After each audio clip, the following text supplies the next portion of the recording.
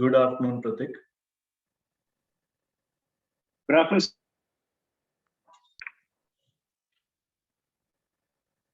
Shall we just wait for a few minutes for some more participants to join in? Yeah, sounds good.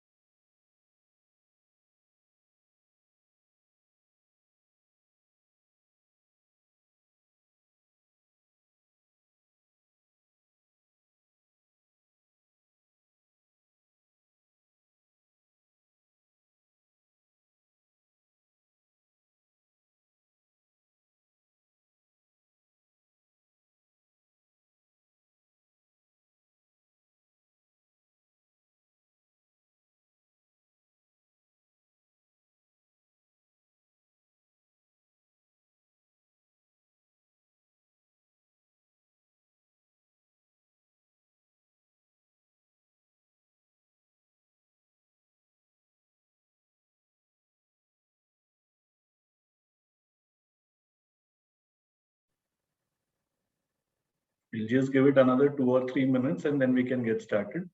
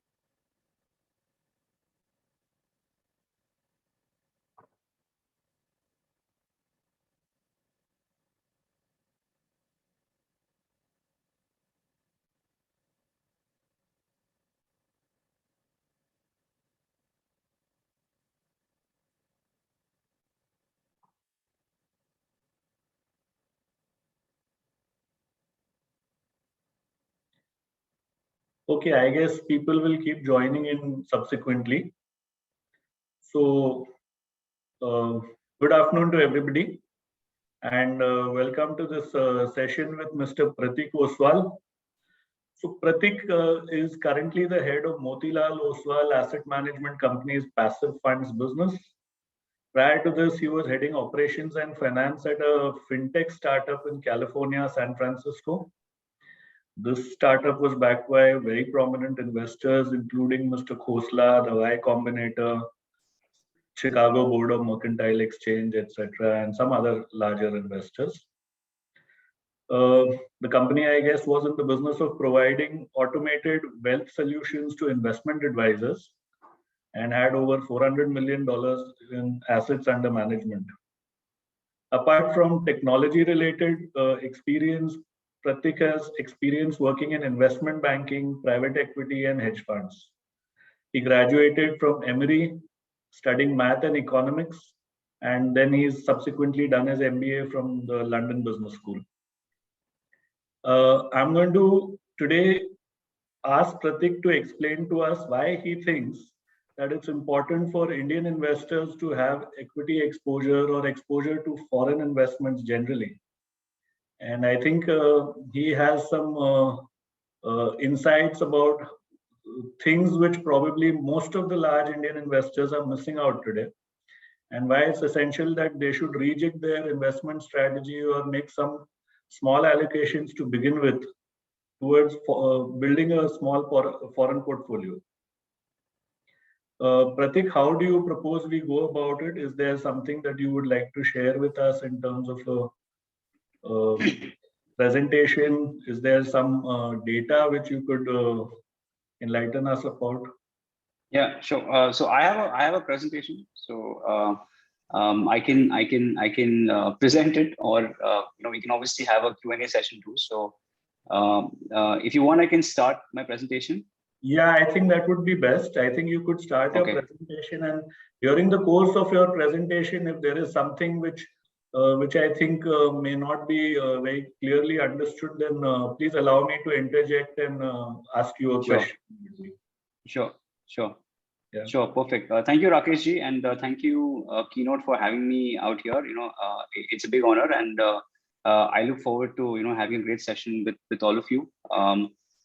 So the theme of today is international investing. It's becoming, I would say, a relatively large theme over the last couple of years. Having as Rakesh ji pointed out, I have experience working in multiple markets. I worked in the UK, worked in the US, and also worked in Hong Kong. And what I've seen in my at least in the last say 10 years is that almost all investors I know outside of India have between 20 to 40% of their equity investments outside their home country. So I saw the similar and even when I was managing money for people in the US about 2 years ago, I saw that similar allocation. And when I did come back to India about 2 years ago, I saw that nobody was really looking at international diversification, which is why I sort of started out with our sort of Nasdaq fund, and we also launched another fund after that. But essentially, it's extremely important because today a lot of our I would say money is in India, which is great. I think India is a great economy. It's growing at a very quick rate. It's one of the fastest growing, I would say, economies in the emerging market space, and we have huge prospects going forward. But overall, I think if you look at India today, it's still extremely small in terms of if you look at the world today. And if you can see the slide, India is only 3% of global GDP market share. We are losing out on 97% of wealth creation opportunities outside of India. And especially in the US, because the US is obviously the primary market, because US accounts for 55, well, now close to 60% of, I would say, global market cap of companies. And American companies tends to be a lot more globally diversified. But we're also missing out on, say, countries like China or Europe and Japan and all of these countries. So essentially, I do believe that there are a lot of wealth creation opportunities outside of India. And even though I think it is quite a small portion or very small amount of the AUM today is outside of India, I do feel over the next 5 to 10 years time, most investors will have some allocation towards international funds or international stocks, whatever there is. There has been an increasing amount of interest in the last 2 years. We have been lucky by having good funds in the international space, and we have now we're now leaders in that space. But we do feel that a lot of other fund houses will be coming up with international funds. So, but more importantly, as I said, I think we are obviously a big country, but we're still very small at in terms of the global GDP market share, and essentially by having equity in India, you're not really you're not diversified enough. You are susceptible to shocks in the domestic economy, which is what you saw in the last year and sort of every single crisis. But the biggest reason to why I think people should diversify internationally is because of correlation. So correlation is again a very new term in India. It's very well used term in, say, developed markets like US and Europe. Whenever someone pitches a new product to a customer, they talk about what is this product's correlation with the equity indices or the equity markets. And the lower the correlation, the better it is, because people understand the value of equity, but they don't understand the value of other asset classes in the portfolio. And essentially today, a lot of us as investors feel that we're diversified if we buy a large cap fund versus a mid cap fund versus a small cap fund. But actually, there's not really a lot of diversification, at all. The correlation or how two asset classes move together tends to be very high for domestic equity. You must have seen it in March of last year. Regardless if you held a large cap fund or a small cap fund, everything was down 60, 70, 80%. So it's not really a well diversified approach by spreading your bets across different mutual funds. I think the correct way to do is to spread across different asset classes. So and equity is one asset class, international is one asset class, debt is one asset class, and gold obviously is now also emerging asset class. So the correlation, of Indian equities, so if you see this slide, you have the Nifty 50 and Nifty 500, and you also have the mid cap and Nifty 500. So, essentially multiple sort of multiple size categories within equities, and the correlations tend to be 90% plus. So you're not really getting a lot of diversification if you're only holding Indian equity. At the same time, there's got a yes, on the sir. previous slide, I just had a kind of a generic query. So is this correlation only very high during stressful times, or is it equal even during the upward euphoria? It's across all periods. It's across all periods. We've done, I think I have a better slide in some other presentation where we're looking at correlation across calendar years. So, 21, 22, 16, 17, 18. And it tends to be pretty much the same. So across different cycles, yes, the correlation, in fact, the correlation of multiple asset classes tend to go together in crisis periods. But essentially what we've seen is that, it is quite high across all periods and all sort of all types of market conditions. And we've seen the opposite for international equity, so so essentially today, a lot of people are talking about diversification, about reducing risk in their portfolio, and they are going towards debt, they're going towards gold, they're going towards real estate. But the problem with those asset classes is that you're giving up return for lower risk. Those asset classes traditionally have had a lot lower return, so you are giving up returns. Whereas international equity is one such asset class where you're not really sacrificing return for lower risk. Returns are pretty much the same. Last 10 years, the returns have been a lot better, but risk is a lot lower. So the correlation of, say, like an S&P 500 index out here tends to be around 20% versus 90% that you see in Indian indices. So, they do end up moving in very different directions. So when one does badly, the other one does well. So you sort of equalize and make your portfolio a lot more stable across different market cycles. And we've seen it in multiple times. Even last year, if you had international stock in a portfolio, the direction of movement would have been in very different sides. So I think correlations, extremely important. And the issue is with correlation is that people tend to view, at least today, as US markets as the most prominent markets. Everybody's talking about US markets, but there are a lot of other countries, outside the US, which are equally important for your international diversification. So I will talk about other areas as well. So the biggest question I get from investors that I understand that international diversification is important, but how do I diversify my wealth? And we have looked at other geographies as well. So we've looked at emerging markets as a theme, and we've looked at developed markets, which is essentially mostly Europe and Japan. So if you have a combination of emerging markets, developed markets, and US, that's a really good portfolio to have for investors if they're looking at, I think having an international diversified portfolio across all geographies. When I was in the US, almost all my investors had 4 funds in their portfolio. One was, the S&P 500, which I will talk about, which is a broad-based index in the US. You have the NASDAQ index, which is a more tech-oriented index. And then you also have the emerging markets fund and then developed markets fund. So these 4 were pretty much there in everyone's portfolio. And I will be talking about how these 4 can be really important for people's wealth. But essentially, if you look at I would say 2 distinct themes when you look at international diversification. One is the US, one is developed markets, and one is emerging markets. Within developed markets, US tends to be a standout. So so you have US and Canada, which is essentially the biggest, but then you also have Europe and, say, Japan. And emerging markets, you have, say, China, Taiwan, South Korea, Brazil, which are also good markets. So I think this is how at least global investors see, global stocks and global funds in their portfolio. But what sort of impact can you see in terms of risk on your portfolio? This is a slightly complex slide, but I'll try to sort of simplify it as much as possible. What you can see is a Nifty 500, which is an Indian index. It's a multi-cap index, and as you can see, this is risk and this is return. The Nifty tends to be not very much in return, at least not in the last 10 years. But the risk is extremely high. So, and if you diversify, if you go from a 100% Nifty portfolio to, say, a 90% or 80% or a 70%, your returns actually go up and your risk is coming down. So your annualized volatility, which is how you define risk by, is actually going down. whereas return is actually going up. So your highest return actually happens when you're holding international equity of say 40% and domestic equity of 60%. So it's a very good graph that shows how diversification can actually enhance returns, but also lower risk in your portfolio because these asset classes are completely uncorrelated. So I think it's a very good chart that shows I think how you can really diversify a portfolio and essentially get to a place where your returns are high and your risk is low. And I think that is a very important point because in today's market, I think no one really knows what's going to happen.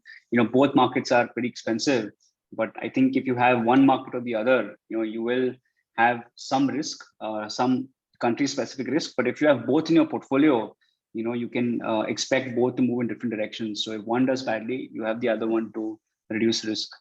And this again is a very similar slide that talks about risk reduction. So if you have 100% portfolio, then you can expect a risk to be pretty high. But if you say put a 10% allocation to international equity, you are reducing risk and vice versa. So I think you can see that by allocating more money to your international portfolio, your risk is falling dramatically from say here to what it is. So you can actually get to a place where you only have 30% of the volatility of only holding Indian stocks or Indian funds by allocating to international stocks. So I think it's a good I think graph that shows how at every level.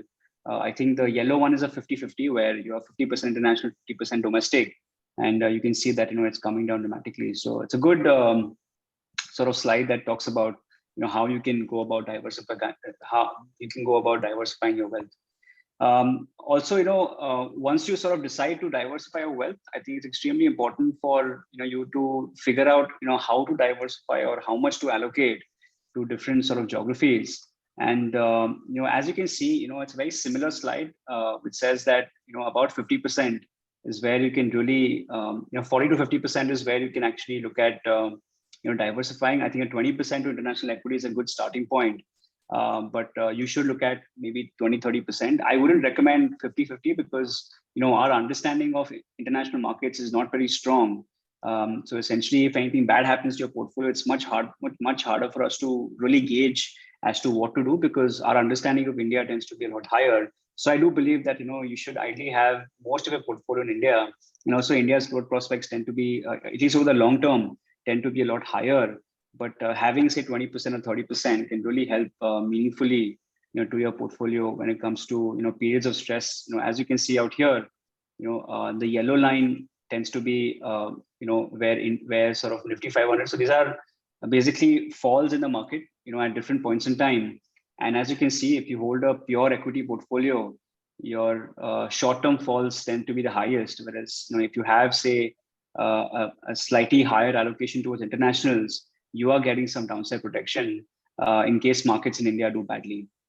So this is essentially the building blocks to your global equity portfolio. You have obviously an Indian mutual fund or your Indian sort of I would say investments that you can look at, but also I think a combination of say a US market, a developed market, which is Europe and Japan, and also in emerging markets where you have other countries, can be a great sort of solution for all your sort of diversification needs and to really have a nice sort of global portfolio in your bucket. And I'll also talk about maybe towards the end of the presentation about what are the other benefits of having a global diversified portfolio apart from just risk as you can see it.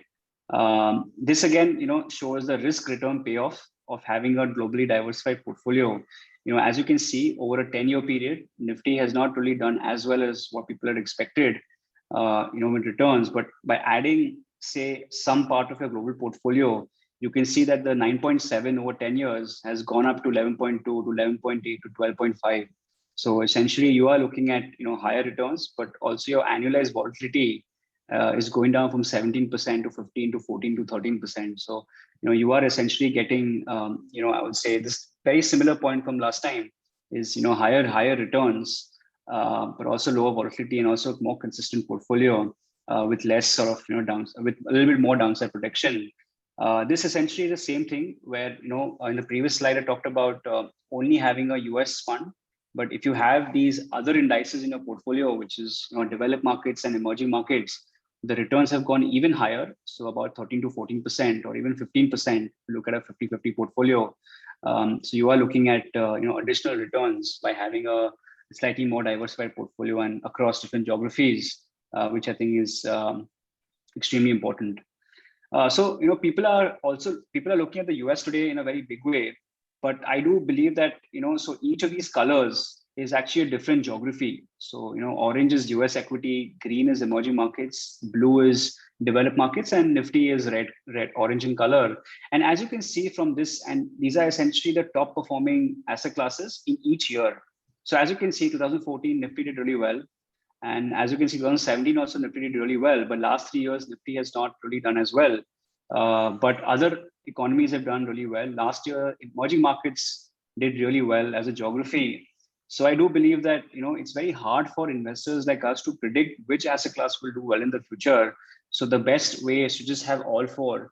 And by having all four, you're essentially making sure that the best performing asset class is going to be in a portfolio at all times. This really shows that you can't really time the markets. What did in the past will definitely not do well in the future. And the best way is to sort of have a portfolio across these different geographies and ensure that you always have the winners in your portfolio, because the winners keep changing every year, as you can see out here. So that's important. The second and most, and this is maybe a little bit complicated, but I'll simplify it. But the most important thing in finance, or not most important, but one of the most important things, is to continuously rebalance your portfolio.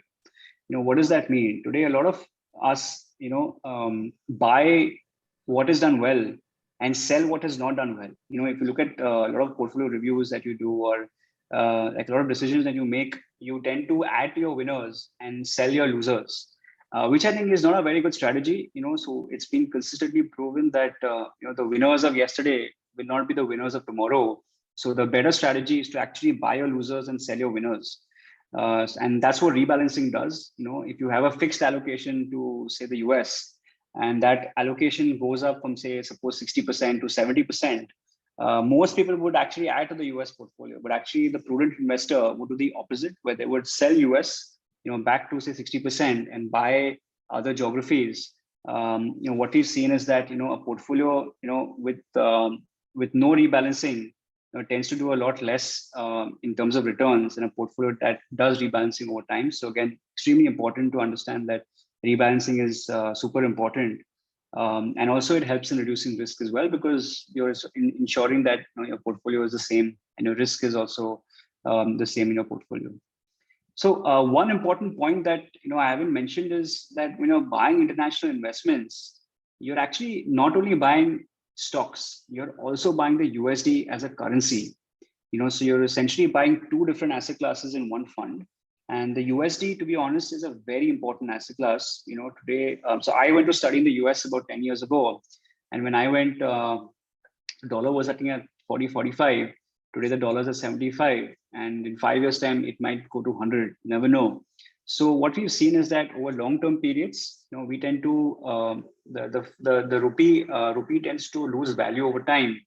Even though, so if you look at the Nifty returns for a US investor, it's actually negative, because that's how the dollar has appreciated over time. So essentially, if I had to, say, plan for so if I went to my same school and same degree, my cost of education will be 2.5 times than what I paid 10 years ago. And this is only because of because of rupee depreciating.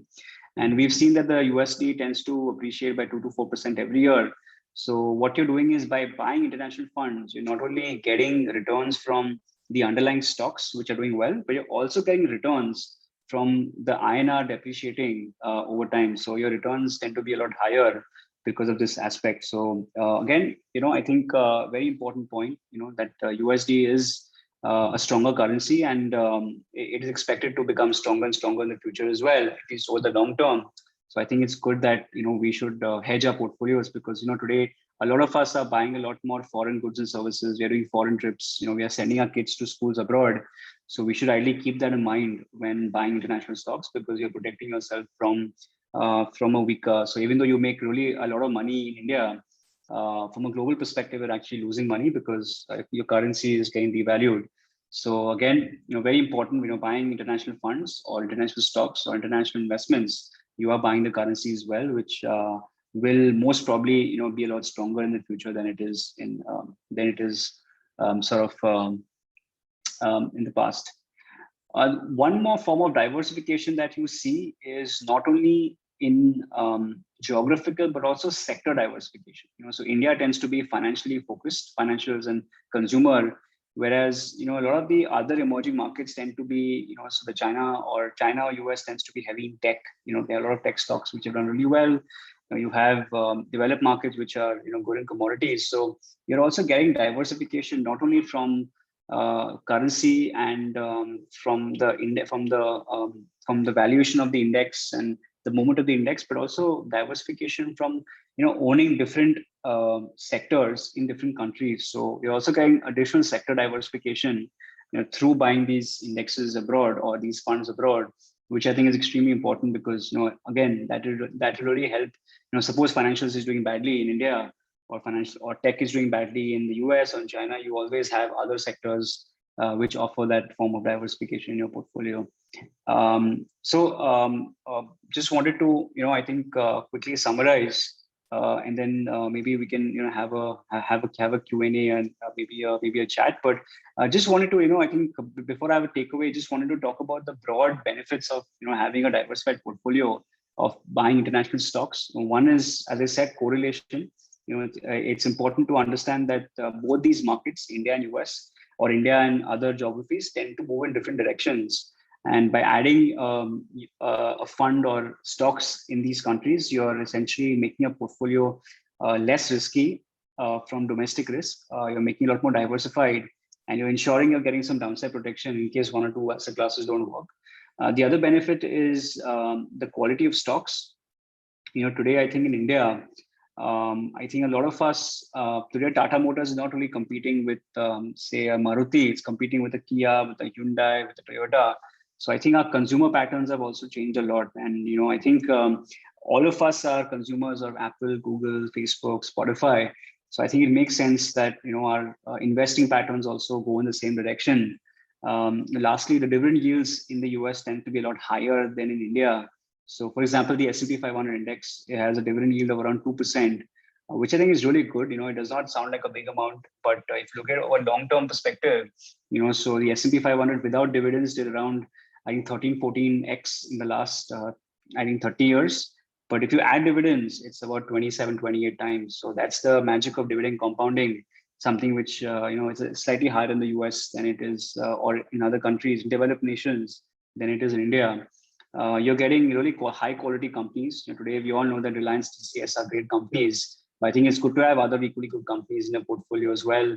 You're getting also currency benefit by having international stocks in a portfolio. So that's essentially 3 or 4 reasons to why you should diversify. I would recommend maybe 15-20% diversification starts to at least that's a good healthy sort of amount to have. I do believe that maybe a small amount of 3 to 4% may not really be significant, because for you to really sort of experience low correlation diversification, it needs to be a substantial sort of holding. If it's just 3 or 4%, then just some other fund in your portfolio, doesn't really matter. But if you want it to sort of percolate to the rest of your portfolio, it needs to be significant. Also, I think, as I said, over the long run, you will see that your portfolio will be less volatile, and as I said, you will essentially, have a portfolio which is moving in different directions. So I think that's pretty much, the takeaways from today's presentation. I do talk about the US a lot, but we started to also talk to customers about other geographies, because I do believe that investors should not really chase. US has done really well in the past, no doubt about it, and it has a great future. But I think for a prudent investor, you should also look at it from a more comprehensive landscape, which is why we do believe that you should have sort of money in different markets and different geographies. So that's pretty much my presentation today. So you also, we can open it up for questions now. So you're muted. Thank you, Pratik. That was a nice, crisp presentation. Didn't really meander too much here and there, very to the point. However, in the interest of the audience, I do feel like asking you a few general questions on what you spoke today. So to begin with, we are not talking about diversification because there is a dearth of opportunities in India. Typically when you and I think at this stage of evolution of the Indian investor, if I may say so, I think right now we are looking at some sort of HNI investors who would be looking at international diversification and not really very retail investors, is my understanding. And when you talk to HNI investors, typically the answer is यहाँ पे कोई opportunity की कमी थोड़ी है, बाहर जाने की क्या जरूरत है? So I gather from what you spoke that it's not a dearth of opportunities. It's basically diversification to reduce volatility and risk vis-a-vis the return that you can generate out of the portfolio. And I think you've classified global equity portfolios in three different silos. One being the S&P 500, and then you've spoken about developed markets ex-US, and then there is the emerging markets ex-India, and then there's India itself, obviously, which is so. The first question that comes up is, typically HNI investors who are going to invest directly themselves, they are knowledgeable, informed investors, and how do they go about assessing things like geopolitical risk, maybe macroeconomic factors, fundamental research on sectors and stocks, or is there a better mechanism and do you suggest that they should invest in funds which are doing this for them professionally? Yeah, I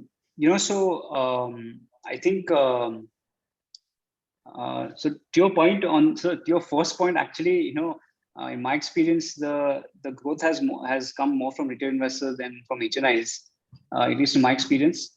So we've had crazy traction, with retail investors. In fact, it was retail investors who started investing in international companies 2 years back, and now I think you're seeing a lot more HNI investors looking to go abroad and I think invest. So I do think that it's quite consistent across at least in our experience across different all sort of all types of customers. But yes, as you said, how do you manage risk in terms of the intra geography risk? I do believe that there is by having your money in different geographies, you are essentially taking out or diversifying away all the risk that comes. If I thought US was the best fund of the US market, then geopolitical risk in the US would leave you exposed on that front. But by having sort of a portfolio where you have access to 25, 30, 40 countries, including India, which is your key market, and the reason why India should be a key market because we really understand the risk out here and we understand what it takes to make money, and we can accordingly sort of navigate our portfolios. But when it comes to I think geopolitical risk, I think, as I said, the best way is to really sort of diversify it out by having exposure in multiple markets.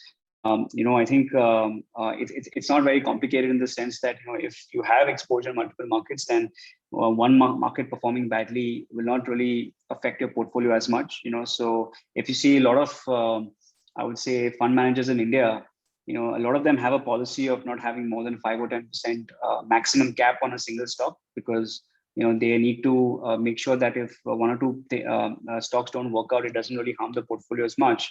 So they want to ensure that they have the cap in their portfolios. And I think global diversification is exactly the same, where you should ideally have not a cap, but at least ensure that you are diversified across. That takes away all that geopolitical risk and other things. When it comes to trying to buy the right funds or buy the right stocks, I do believe that at least for us, our understanding of US or even global markets is not that much. We don't understand the underlying economics, the total market potential in those specific countries. So the best way of at least doing it is through, say, passively managed funds. Unlike India, where obviously actively is doing well, passively is doing well. if you look at especially say developed markets like the US and Europe, there you have seen that the performance of passively managed funds are a lot better. It's also simpler. You don't have to worry about choosing from like 10,000 funds. You just put your money in an index and it will do its job. So I think you're essentially don't have that much, I would say, a choice paralysis, because in India you have 5,000 options. Globally, you have 1 million options. So I think and we don't even understand, the US. I mean, even I don't understand the US as much. So I think, having a simple passive play or any sort of, diversified mutual fund is good enough, at least in my, and this is also prevalent in the US. When I manage money in the US, domestic investors had 60-70% of the money in these passively managed funds. So, if they have so much confidence in the other, then we can say that, we can just simply diversify and not worry about performance. And the good thing about index funds is that you can invest them for 5, 10, 15, 20 years. They're not going to change. The S&P 500 has been around for almost 100 years and will be around for another 100 years from now. So I think it's a good low cost, low risk way of getting diversification without having to go out there and choose the right fund. So when you say passively managed funds, you're essentially saying that basically invest in funds which are replicating the index or following the index. Yes. Is that right? Yes. That's right. And then what kind of diversification would you recommend across these three different international markets, the US, the developed markets ex-US, and the emerging markets ex-India? Yeah, so I think one way in which at least global investors do this is to look at GDP of these three markets. So what I would say is 55-60% is primarily US, because of the market cap of US tends to be the highest. So if I had to do it very simple, I would do 60% US and then 20% developed and emerging. Emerging is still extremely small in terms of, I think it's only like maybe 10 or 11% of global GDP, but it's the area where you can make a lot more money because the growth prospects in emerging markets. So what I would do is to do a 60-20-20 in terms of these three different areas. And when you talk about developed markets ex-US, essentially, are we talking about Japan and Europe Yes. and UK and China? Is that what we're talking about? Yeah. So China is still the emerging market, but developed markets would be a combination of Europe, EU area, and Japan. Those two would be areas we're investing. So how much of diversification would you say? Should somebody look at country-specific funds, or should we look at European funds overall? Because so US is simpler, 50%, 60% you put in the US passively managed funds. How do you break up your 20% each in the emerging markets and the developed markets ex-US and ex-India? Yeah. What I would say is keep it simple. There are lots and lots of diversified, I would say, broad market funds which capture these two geographies. So I would say, look at one fund or maybe a couple of funds in each geography, which is giving you exposure to maybe the top 200 or 300 stocks from that different geography. I think that would be the simplest way of doing it. I wouldn't. I think there may not be any sector bias in each of these geographies, because if you look at it from a multi-country perspective, they are well diversified in terms of sector exposure. So I would say, maybe to keep it very simple, maybe a top 100 or top 200 or top 300 companies within these two geographies, or at least developed and emerging, can be a good way of getting exposure to the best performing asset classes or the largest companies. And what we've seen is that the largest companies tends to be a lot more stable over long periods of time. So that's maybe funds that invest in these sort of companies would do fairly well. So Pratik, you also spoke about rebalancing in your presentation. So how would, let's say I'm putting my money 50-60% in, so international exposure, maybe I allocate to begin with 20%, maybe 30-40%.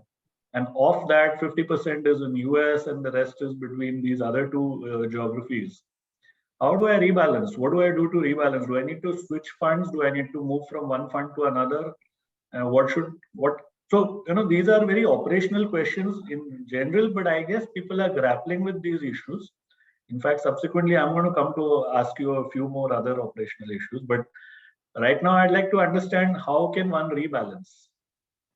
Yeah, so rebalancing is, I mean, what I have seen is the most common way of rebalancing. So people do like weekly rebalancing, monthly rebalancing, yearly rebalancing. So what we've seen is that it doesn't really make a difference if you rebalance a portfolio once a week or once a year. The returns are pretty much very similar. What I would recommend is to do it once a year. And by that, what do I mean? But if say you have a 60% exposure to the US, and if US is a huge sort of bull run or run up, and that 60% becomes say 70% over a year, then I would recommend selling the US and buying the other two countries, the other two geographies, to ensure that the US falls back to its 60% exposure.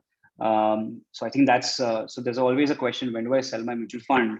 And my clear answer is that you sell when you have to rebalance your portfolio. So when you have a certain asset class in a portfolio which is run up, most investors do the opposite, but I mean, most investors tend to add on, because of FOMO. But I think the correct way to do it is to actually cut your equity, or cut that specific geography which is doing well, and buy the geography which is not doing well. Because what we've seen is that things do not end up, I would say, increasing in the same direction over long-term periods. So there's always some rotation happening. And by rebalancing, you're ensuring, you're making sure that for each rotation, your asset allocation is completely consistent. So that's what I would say. It's pretty much there's like countless of studies that have been done, which talks about really the effectiveness of rebalancing. And I do think that investors should do it in India as well as for their abroad exposure. So a lot of investors who have seen this bull run over the last 1 year, who are seeing their equity positions becoming larger and larger, should ideally look at going back to what their allocation used to be, and making sure that it's consistent, because that I think is the best way of really creating long-term wealth. In fact, we've done studies which says what happens when you keep on buying last year's best performing asset class. So there's 4 broad asset classes, equity, debt, international, and gold. And if you keep buying last year's best performing asset class every year for 13 years, your returns are about 7.9 or 8%. But actually, if you buy last year's worst performing asset class, your returns are a lot higher, about 10.5%. But if you have this equally weighted strategy where you're just keeping the same proportion, that actually is giving you around 12 to 14%. So I think as I said, keep a fixed exposure and make sure you keep it fixed for a long time, and don't be, I would say, distracted by, I think some bull market here or some bull market there. I think most things, come to an end at every point of time. So in response to your current suggestion, I have 2 questions. Does this also apply to rebalancing between different funds within the same geography? So if one fund has done better than the other, should I reallocate and say that I should get money off this and put it in the other one which hasn't performed well? I mean, it depends. If it's a sector fund and something, then you can. But if it's, I would say, a diversified fund, then honestly, I want you don't. The thing is that rebalancing incurs costs, and you want to minimize costs as much as possible, especially international funds where you have in India, it's very complicated because when you redeem a fund from India, it takes 5 days to come to your bank account, and then you have to invest. So I think, I mean, if it's a sector fund or if it's a theme, then yes, you can look at intra fund rebalancing. But if it's just a simple broad market fund, then maybe you can just do it once a year, and maybe keep that 30-40% allocation. Or when you are doing a rebalance once a year, you can essentially rebalance all your portfolios together. And so when you do this rebalancing, would you recommend taking some money off the table if you've really done well over the past year or so when you're sitting down to rebalance? No, I don't believe in sitting on cash. I have never sat on cash. In fact, I have a system. I have a personal system where whenever my bank account goes up by a certain amount, so I have a minimum amount that I keep my bank account, and whenever the amount crosses that, I transfer it straight to my mutual funds. So I don't think holding cash makes sense. I think it again, the problem with cash is that you have to time the markets.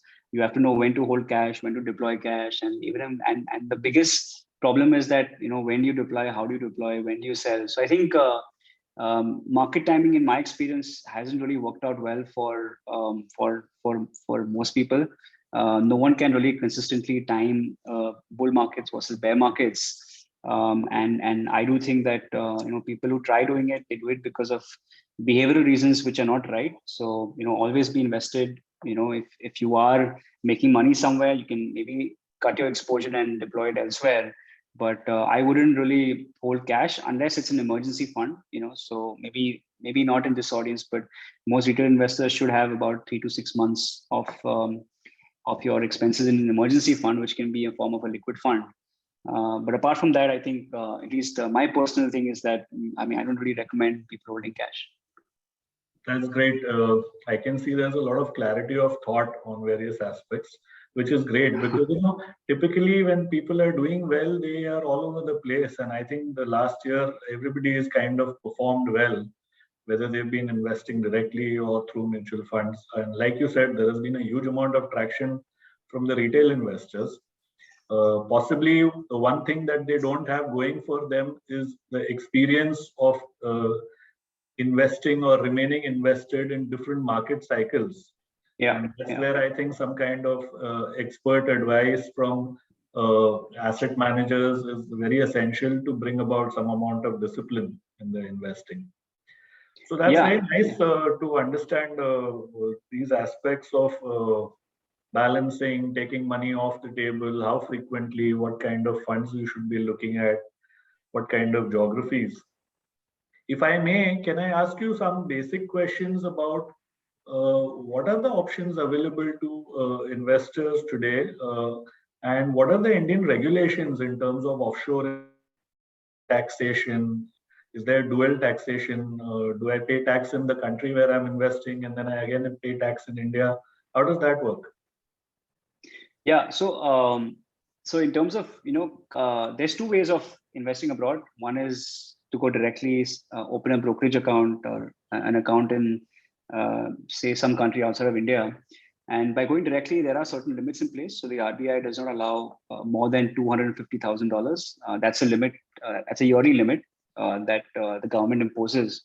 So people are looking to invest abroad can only invest that amount on 1 year. Whereas if you're going through mutual funds, there is no limit like that. So you can invest unlimited amount of money if you want to go through a mutual fund structure. So that is the big difference between going directly versus going through a mutual fund. Also, mutual fund is a lot simpler because you don't have any paperwork or any administrative I think stuff that if you obviously have a wealth manager, then he can do it for you. But essentially, it has some friction today when opening our account abroad. When it comes to I would say taxation, there is no dual taxation. So investors will not be taxed twice. They will be taxed once, but it's important to understand that they won't be, and even if you go directly or go through a mutual fund, you will be taxed as debt, not as equity. So according to the income tax laws, international funds tends to be taxed as debt. So it's a pretty high taxation if you're looking from a 1 or 2 year investment. But if you invest for 3 years and above, then you can get benefits of indexation. What that means is you can basically inflate your purchase price by inflation. And in that case, your tax really comes down to very close to equity taxation. So I do recommend people to invest for a minimum of 3 to 5 years time, which is what most equity investors should do. But in this case, they should essentially only take a 3 to 5 year bet, because otherwise, they'll end up paying 25-30% in taxes, which may not be required if you have. So I think having a long-term sort of outlook is extremely important when it comes to international funds. There's also a taxation on dividends, which is something also investors cannot escape. It's around 25% of your dividends will be taxed at the federal level in the US. So it's not a lot of money. It's if you're investing in say a NASDAQ or an S&P, you would lose out maybe 0.5% or less than 0.5% a year on dividends. So that is something which investors should keep in mind. It doesn't really make a big difference to your overall returns, but that's something which is also an additional layer of taxation. But apart from that, there is nothing else. Right. And you suggested somewhere in your presentation that when you make an international investment, you are basically getting exposure to two asset classes besides the equity that you invest in. It's the currency which you're getting exposure to. So that is kind of an indication where you're suggesting that one should not try to hedge that currency and remain invested in the US dollar terms. Is that right? Yeah, exactly. So, I don't think you should hedge the currency because number one, if you see the currency movements, it's not stable. It's quite erratic. There might be some years where the currency might depreciate by 20%. Some years that my currency might appreciate by 4 or 5%. So it's pretty erratic, and the cost of hedging is also relatively on the higher side. And essentially, you are giving up on returns as well because we have seen that because of the interest rate parity, economics 101, interest rates in India tend to be a lot higher than interest rate in the US. So to counteract that arbitrage, you need to have the INR depreciate by a small amount every year. So we've seen 2 to 4%, 5.5% in the last 10 years. But I think investors can expect 2 to 4% in depreciation. Not in that band, but over a long term you can. So I think it makes sense to. That's one. So number two, also, I think I haven't spoken about, but currency has actually a negative correlation to Indian equity. So when Indian equity does badly, currency tends to do well. By that I mean the USD tends to do really well. So you're getting additional low correlation by having a USD in your portfolio. So what we've seen is that if you look at the S&P 500 versus the Nifty 500, the correlation is around 40-50%. But if you account for currency, it comes down to 10-15%. So I think it makes sense to have USD in your portfolio because a lot of our spending today is happening in USD. Great. So what you're suggesting is to keep things very simple, remain invested in USD terms, try and invest through funds which have exposure to the index of the specific geography, and remain invested for a few years, try and rebalance only once a year.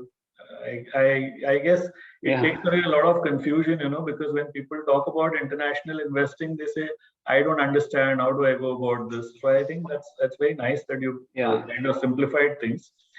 However, for somebody who's an active trader, do you also recommend doing international investing in? So is there a permission by the RBI to invest in international derivative instruments or commodities, bitcoins, I don't know, bonds?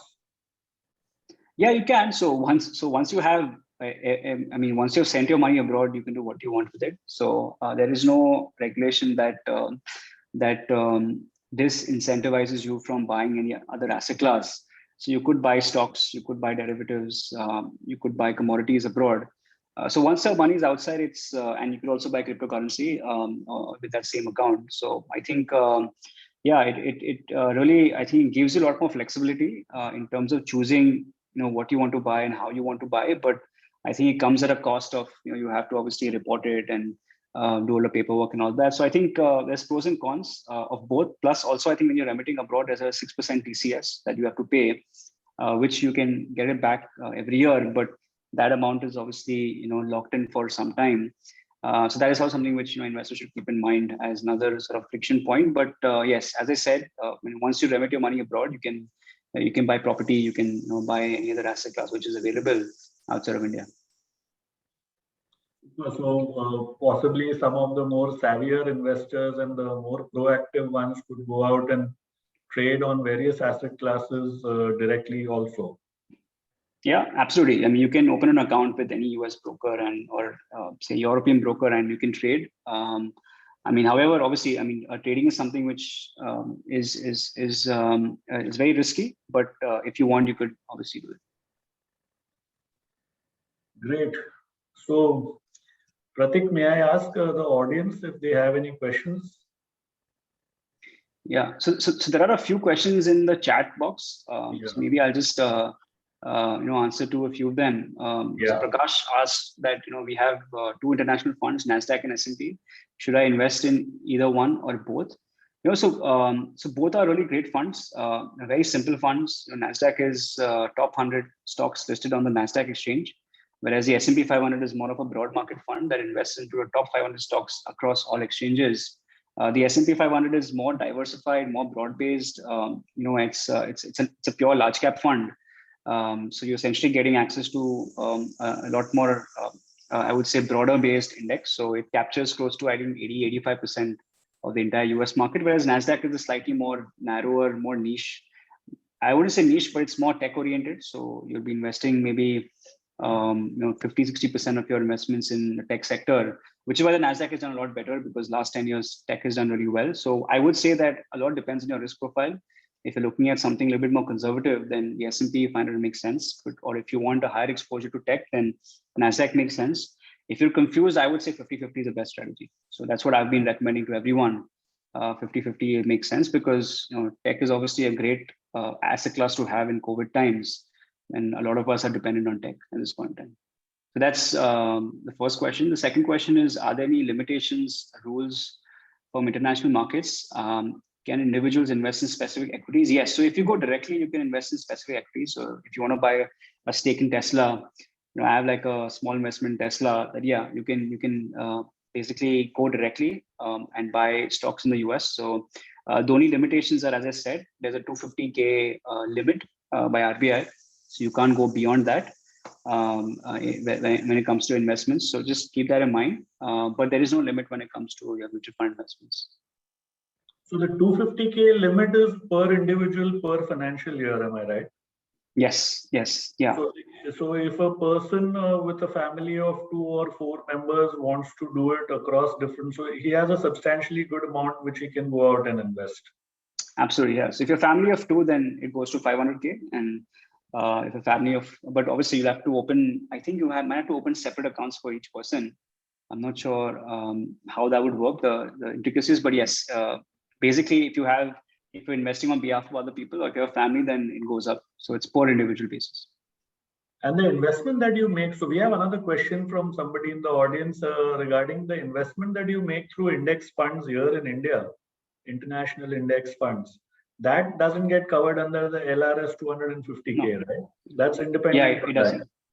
That's independent of that. Yeah. So you can, that comes under domestic mutual fund laws.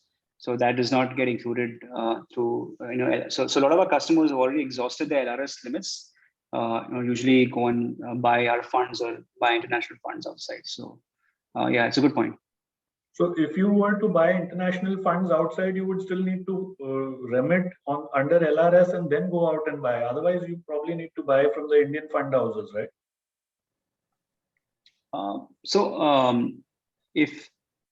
So you can remit up to 250K, and if you wanted to invest more, then you'll have to come through the mutual fund route. Yeah.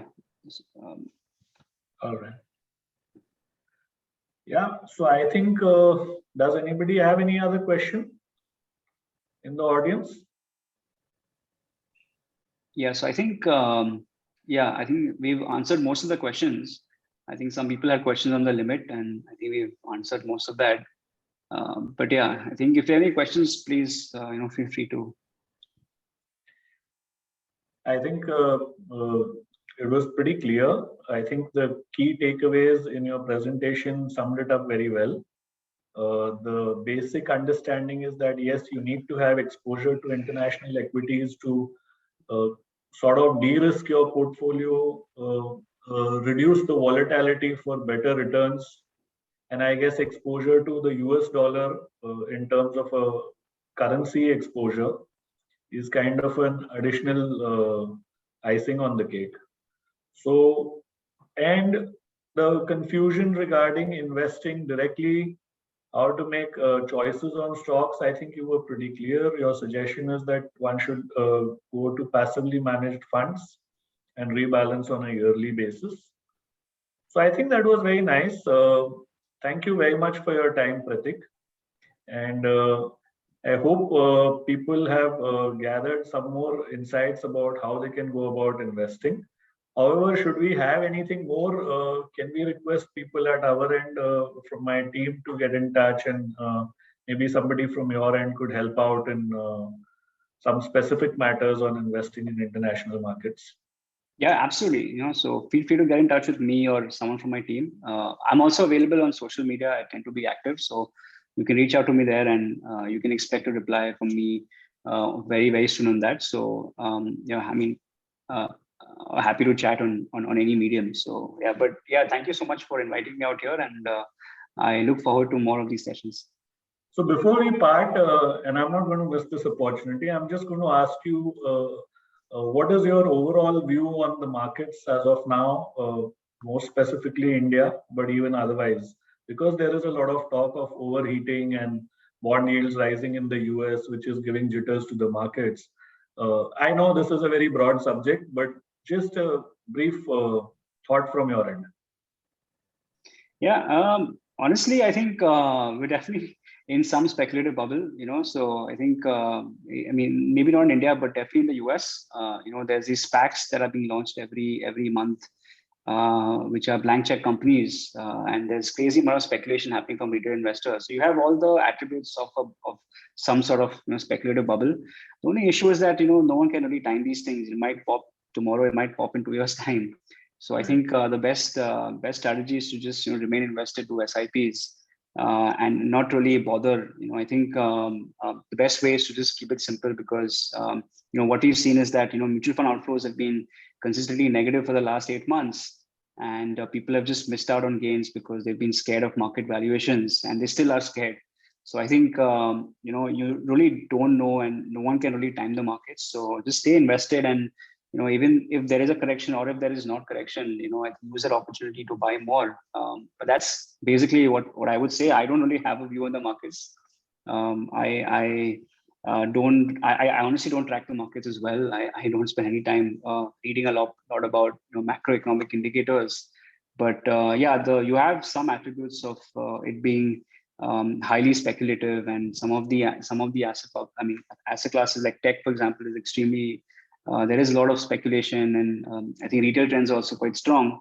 But hard to say. When, if there is a correction or if there's a flat sort of period or whatever it is. But I just want to say that people who are looking at the US, don't look at past returns.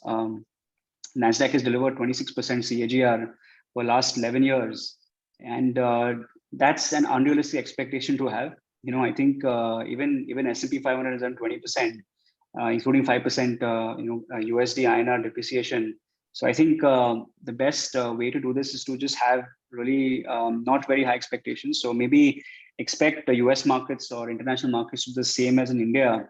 But the beauty about this is to do it for diversification, low correlation. I think those are much better reasons than doing it because how high performance it has been in the past. So I think there is a probability of it repeating next 10 years, but it's slightly lower than what you would have seen. When I was in the US in 2009, everybody was just buying emerging markets. Today, everybody just buying, I think, international markets. Who knows what will happen in 10 years' time? But I think it's good to have both in the portfolio.